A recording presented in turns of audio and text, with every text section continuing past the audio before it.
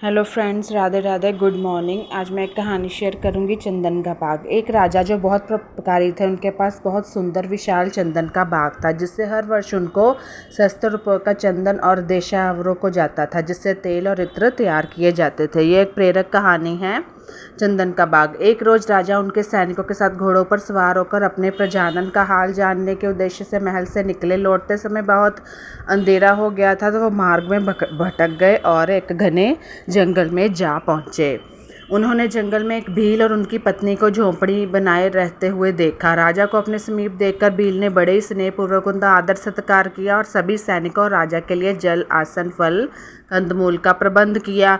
अब जैसे कोई अतिथि घर आ जाए तो करना पड़ता है। राजा ने बहुत सुखपूर्वक रात्रि वहाँ बिताई। प्रातःकाल जब राजा जाने लगे, तैयार हुए, तब उन्होंने भील से पूछा, तुम अपनी जीविका यहाँ किस प्रकार चलाते? तो भील ने कहा, महाराज, मैं रोज वन से लकड़ी काटता हूँ और उनका कोयला तैयार करता हूँ, उसी को बाद में बेचकर अपना जीवन निर्वाह करता हूँ। राजा ने कहा, हम तुमसे बहुत ही ज़्यादा प्रसन्न हैं। यदि तुम हमारे नगर में चलकर रहो तो हमें बहुत प्रसन्नता होगी। भील ने कहा, महाराज, मुझे नगर का माहौल जो है, यानी कि शहर का माहौल जो है, पसंद नहीं है, तो वन जीवन ही मुझे ज़्यादा आनंददायी प्रतीत होता है। राजा ने कहा, ठीक है, हम अपना बहुत बड़ा चंदन का बाग तुमको दे देते हैं।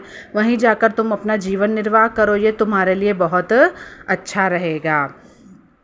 तो उसके बाद क्या होता है, और यदि राजा कहता है तुमने अच्छे ढंग से मेहनत की तो तुम्हारा वंश वंशांतर उसी भग्या से सुखपूर्वक अपना जीवन निर्वाह करता रहेगा। भील का खुशी का ठिकाना ना था। राजा की उस उदारता की सराहना करते हुए वह चंदन के बाग को चल दिया और वहीं पर अपनी कुटिया बनाकर रहने लगा। भील को चंदन के बाग में रहते हुए 1 वर्ष हो चुके थे, तो राजा ने सोचा कि क्यों ना आज चंदन के बाग की सैर कर रहा हूँ और अपने कृपा पात्र भील को वहाँ देखूँ। अब तो वह बड़ा ही अमीर हो गया है। अब इसमें देखो, उसने परोपकार किया तो राजा ने उसके ऊपर परोपकार कर दिया। ये भी एक प्रेरणा मिल गई।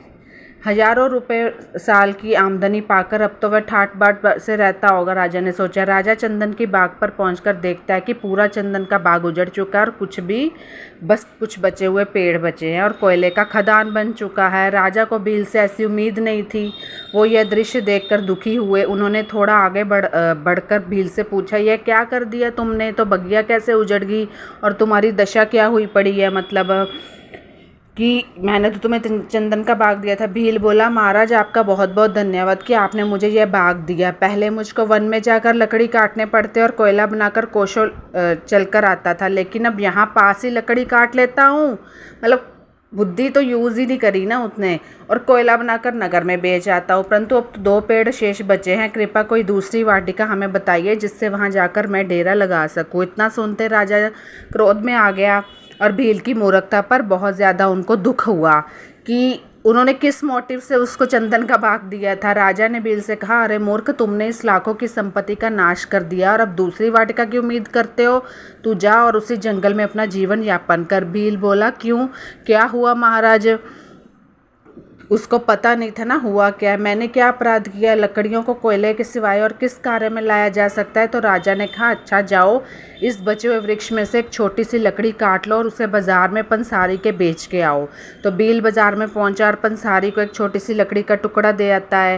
पंसारी ने लकड़ी के उचित दाम दिए। अब भील अपने पिछले किए हुए काम पर बहुत ज़्यादा पछता रहा था। आज जरा सी लकड़ी ने उसे 1 दिन की पूरी कमाई और उसके हाथ में रख दी और उसका समय भी बचा था। उसने कहा ना, ये मैंने क्या कर दिया।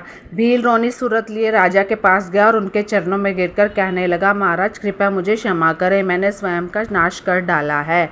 अब क्या करूं? कृपया मेरा मार्गदर्शन कीजिए। तो वही बात है कि कुछ चीज़ें हमारे सामने होती हैं, हम जान नहीं पाते। राजा को उसके विलाप पर दया आ गई और उसने कहा, ठीक है, तुमने जो मूर्खता की है उसे अब सुधार लो। बचे हुए वृक्षों से और वृक्ष बढ़ाओ, खर्च के लिए थोड़ा सा काट लिया करो कि उसी से और वृक्ष बढ़ाओ, तुम्हारे काम आएंगे, क्योंकि उसके दाम ज़्यादा मिलते हैं ना। और इसके ज़्यादा पेड़ लगाते रहो, थोड़े ही दिनों में फिर चंदन की बगिया तैयार हो जाएगी। तो इस कहानी से हमें यह शिक्षा मिलती है कि हमारा जो ये जीवन है, एक सुंदर सा प्यारा सा भगवान ने जो जीवन दिया है, वो चंदन की बाग की तरह है। हमारी जो सांसें चंदन के वृक्ष की तरह हैं। लेकिन दुख की बात है कि हम अपनी लाइफ को, उसकी कीमत को समझ नहीं पाते हैं। हम सबके अंदर जो एक चंदन रूपी क्वालिटी छिपी हुई है, मतलब उसको हम जान नहीं पाते। हर किसी में कोई ना कोई काबिलियत होती है, लेकिन हम इसे एक सामान्य लकड़ी यानी कि एक सामान्य जीवन रूप में तैयार कर लेते हैं, जबकि हम सबको पता है कि हमारे अंदर अद्भुत टैलेंट है, लेकिन हम वो क्यों अपने सपनों को मार रहे हैं, हम क्यों अपनी वैल्यू को समझ नहीं पा रहे हैं। हमें दोबारा मनुष्य रूपी चंदन का बाग नसीब होने वाला नहीं है, इसलिए हमारे पास जितने भी सांस रूपी पेड़ बचे हैं उनका भरपूर फ़ायदा उठाना चाहिए और अपनी लाइफ को सक्सेसफुल बनाना चाहिए। तो आगे कहते हैं कि ताकि हर जन हमें चंदन का बाग अर्थात मनुष्य का जीवन नसीब हो और हर एक पेड़ का हम सफलतापूर्वक प्रयोग कर सकें। तो ये स्टोरी हमारी चंदन का बाग यहाँ ख़त्म होती है। मुझे कमेंट करके बताइए आपको कैसे लगी। धन्यवाद। आपका दिन बड़ा ही प्यारा प्यारा बीते। Bye bye. आपका दिन खुशियों जैसा हो हर रोज़।